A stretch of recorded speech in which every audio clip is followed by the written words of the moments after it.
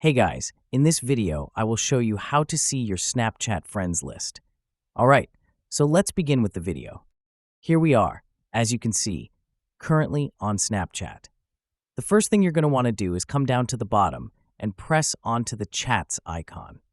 Then what you want to do is come up to the top left-hand corner and press onto your Bitmoji profile icon.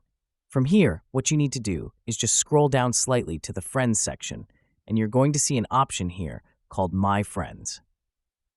Now, if you actually press onto this, this is the way you can come to see your Snapchat friends list.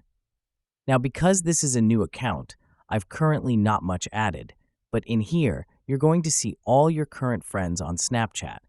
So that's basically how you can see your Snapchat friends list. So that's all for this video.